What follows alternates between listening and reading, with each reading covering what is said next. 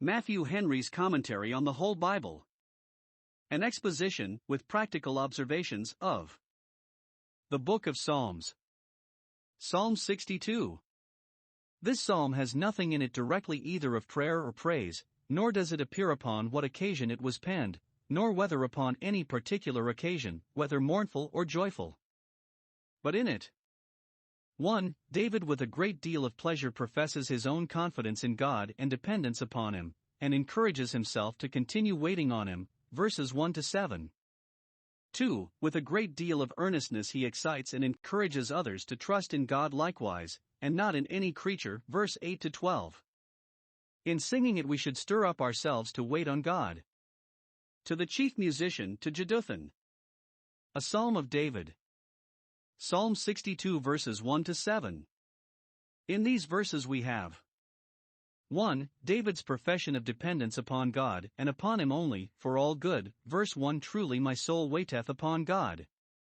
Nevertheless, so some, or however it be, whatever difficulties or dangers I may meet with, though God frown upon me, and I meet with discouragements in my attendance on Him, yet still my soul waits upon God, or is silent to God, as the word is, says nothing against what He does, but quietly expects what He will do.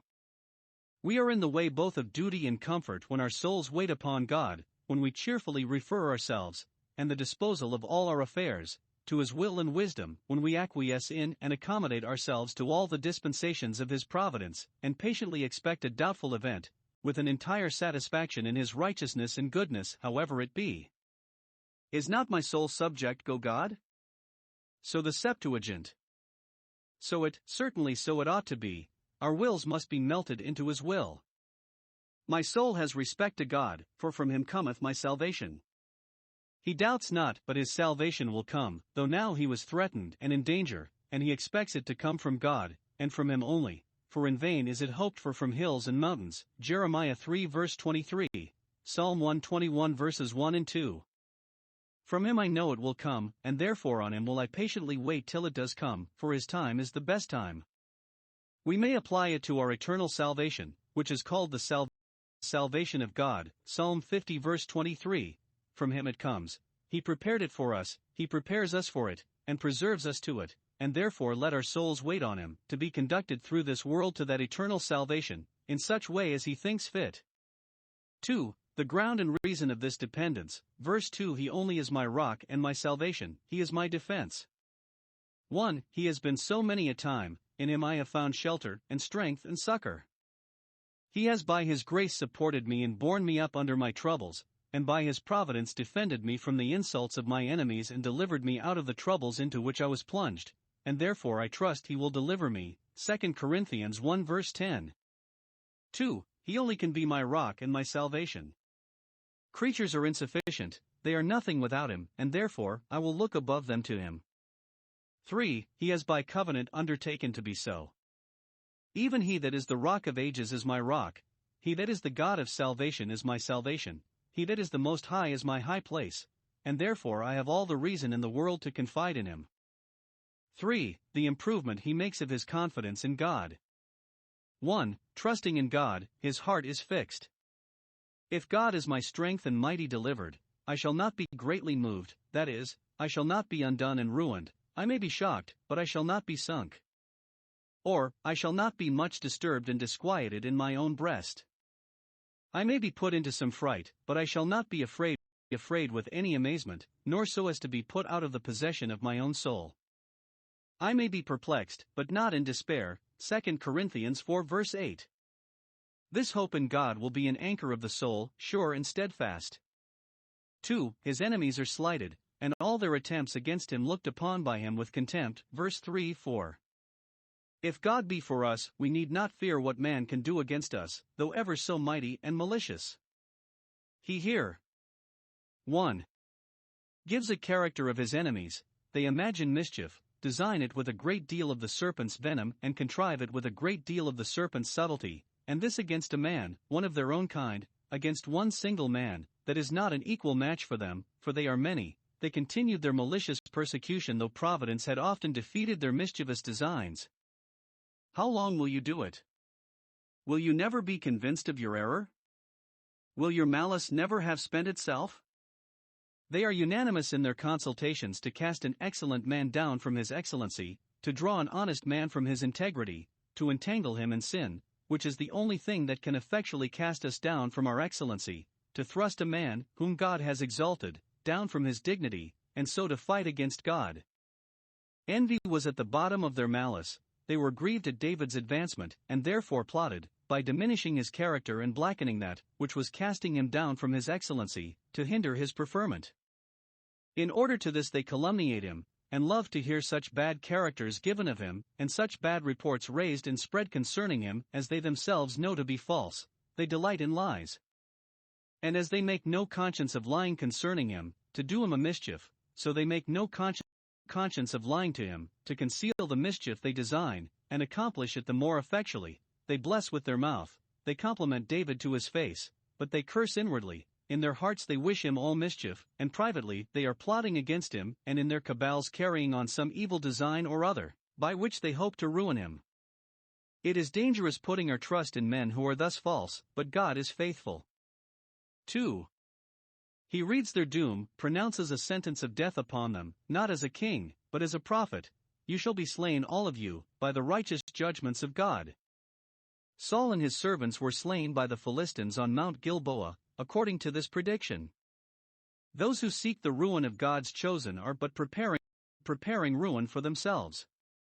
God's church is built upon a rock which will stand, but those that fight against it, and its patrons and protectors, shall be as a bowing wall and a tottering fence, which, having a rotten foundation, sinks with its own weight, falls of a sudden, and buries those in the ruins of it that put themselves under the shadow and shelter of it. David, having put his confidence in God, thus foresees the overthrow of his enemies, and, in effect, sets them at defiance and bids them do their worst. 3. He is himself encouraged to continue waiting upon God. Verse 5-7 My soul, wait thou only upon God. Note, the good we do we should stir up ourselves to continue doing, and to do yet more and more, as those that have, through grace, experienced the comfort and benefit of it. We have found it good to wait upon God, and therefore should charge our souls, and even charm them, into such a constant dependence upon Him as may make us always easy. He had said, verse 1, From Him cometh my salvation. He says, verse 5, My expectation is from Him. His salvation was the principal matter of his expectation. Let him have that from God, and he expects no more. His salvation being from God, all his other expectations are from Him. If God will save my soul, as to everything else let Him do what He pleases with me, and I will acquiesce in His disposals, knowing they shall all turn to my salvation. Philippians 1 verse 19.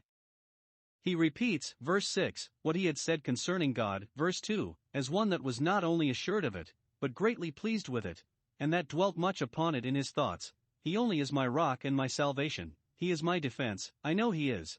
But there he adds, I shall not be greatly moved. Here, I shall not be moved at all. Note, the more faith is acted the more active it is. Crescit yundo it grows by being exercised. The more we meditate upon God's attributes and promises, and our own experience, the more ground we get of our fears, which, like Haman, when they begin to fall, shall fall before us, and we shall be kept in perfect peace. Isaiah 26 verse 3. And, as David's faith in God advances to an unshaken staidness, so his joy in God improves itself into a holy triumph. Verse 7 In God is my salvation, and my glory. Where our salvation is there our glory is. For what is our salvation, but the glory to be revealed, the eternal weight of glory? And there our glorying must be. In God let us boast all the day long. The rock of my strength, that is, my strong rock, on which I build my hopes and stay myself, and my refuge, to which I flee for shelter when I am pursued, is in God, and in Him only. I have no other to flee to, no other to trust to. The more I think of it the better satisfied I am in the choice I have made. Thus does he delight himself in the Lord, and then ride upon the high places of the earth. Isaiah 58 verse 14. Psalm 62 verses 8-12. Here we have David's exhortation to others to trust in God and wait upon Him, as he had done. Those that have found the comfort of the ways of God themselves will invite others into those ways. There is enough in God for all the saints to draw from, and we shall have nevertheless for others sharing with us. 1. He counsels all to wait upon God, as he did, verse 8. Observe. 1. To whom he gives this good counsel, you people, that is, all shall be welcome to trust in God, for he is the confidence of all the ends of the earth. Psalm 65 verse 5. You people of the house of Israel, so the Chaldee, they are especially engaged and invited to trust in God, for he is the God of Israel, and should not a people seek unto their God? 2. What the good counsel is which he gives. 1.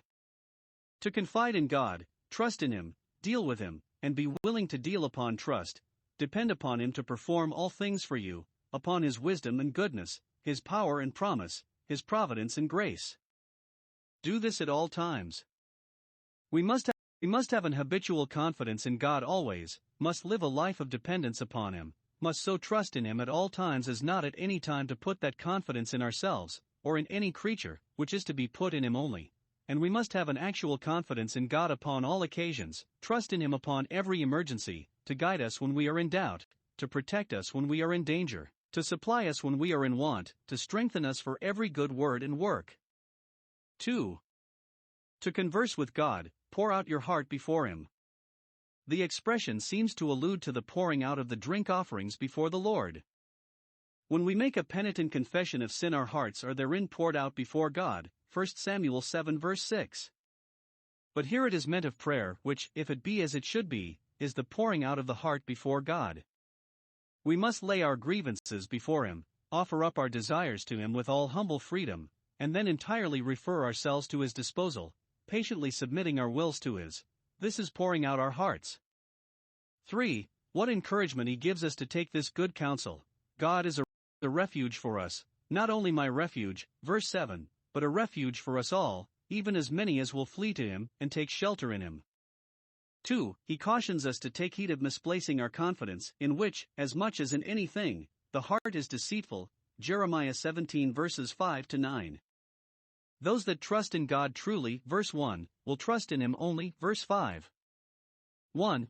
Let us not trust in the men of this world, for they are broken reeds, verse 9. Surely men of low degree are vanity, utterly unable to help us, and men of high degree are a lie, that will deceive us if we trust to them. Men of low degree, one would think, might be relied on for their multitude and number, their bodily strength and service, and men of high degree for their wisdom, power, and influence, but neither the one nor the other are to be depended on. Of the two, men of high degree are mentioned as the more deceiving, for they are a lie, which denotes not only vanity, but iniquity. We are not so apt to depend upon men of low degree as upon the king and the captain of the host, who, by the figure they make, tempt us to trust in them, and so, when they fail us, prove a lie. But lay them in the balance of the Scripture, or rather make trial of them, see how they will prove, whether they will answer your expectations from them or no, and you will write tekel upon them. They are alike lighter than vanity. There is no depending upon their wisdom to advise us, their power to act for us, their goodwill to us, no, nor upon their promises, in comparison with God, nor otherwise than in subordination to him. 2. Let us not trust in the wealth of this world, let not that be made our strong city, verse 10. Trust not in oppression, that is, in riches got by fraud and violence, because where there is a great deal it is commonly got by indirect scraping or saving. Our Savior calls it the mammon of unrighteousness, Luke 16 verse 9, or in the arts of getting riches.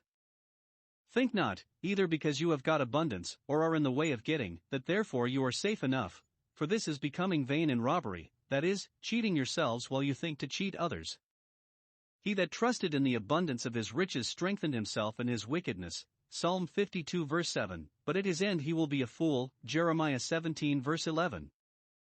Let none be so stupid as to think of supporting themselves in their sin, much less of supporting themselves in this sin.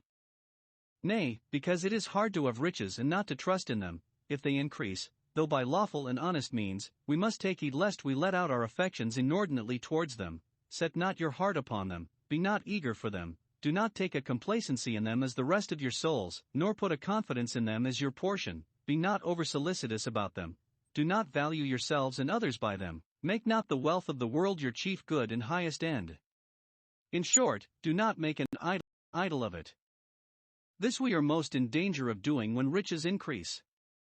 When the grounds of the rich man brought forth plentifully, then he said to his soul, Take thy ease in these things, Luke 12 verse 19. It is a smiling world that is most likely to draw the heart away from God, on whom only it should be set. 3. He gives a very good reason why we should make God our confidence, because He is a God of infinite power, mercy, and righteousness, verses 11 and 12. This He Himself was well assured of, and would have us be assured of it. God has spoken once, twice have I heard this, that is. 1. God has spoken it, and I have heard it, once, yet twice. He has spoken it, and I have heard it by the light of reason, which easily infers it from the nature of the infinitely perfect being and from His works both of creation and providence.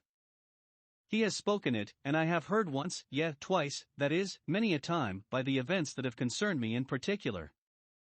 He has spoken it, and I have heard it by the light of revelation, by dreams and visions, Job 4 verse 15, by the glorious manifestation of Himself upon Mount Sinai, to which, some think, it does especially refer, and by the written word. God has often told us what a great and good God He is, and we ought as often to take notice of what He has told us. Or 2. Though God spoke it but once, I heard it twice, heard it diligently, not only with my outward ears, but with my soul and mind. To some God speaks twice, and they will not hear once, but to others He speaks but once, and they hear twice. Compare Job 33 verse 14. Now what is it which is thus spoken and thus heard? 1. That the God with whom we have to do is infinite in power. Power belongs to God, He is almighty and can do everything, with Him nothing is impossible.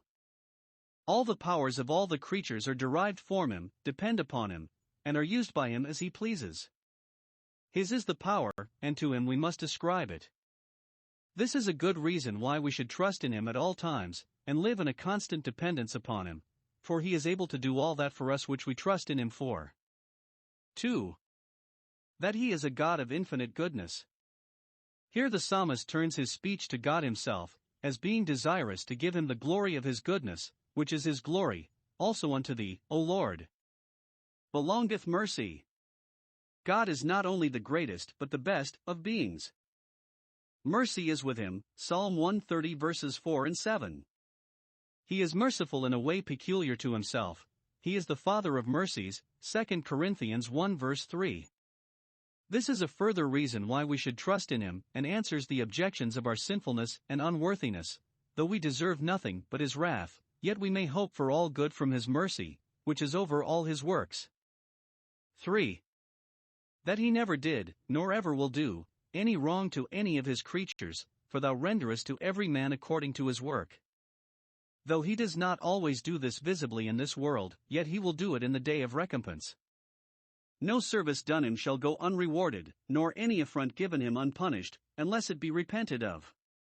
By this it appears that power and mercy belong to Him. If He were not a God of power, there are sinners that would be too great to be punished. And if He were not a God of mercy, there are services that would be too worthless to be rewarded. This seems especially to bespeak the justice of God in judging upon appeals made to Him by wronged innocency. He will be sure to judge according to truth, in giving redress to the injured and avenging them on those that have been injurious to them. 1 Kings 8 verse 32. Let those therefore that are wronged commit their cause to Him and trust to Him to plead it.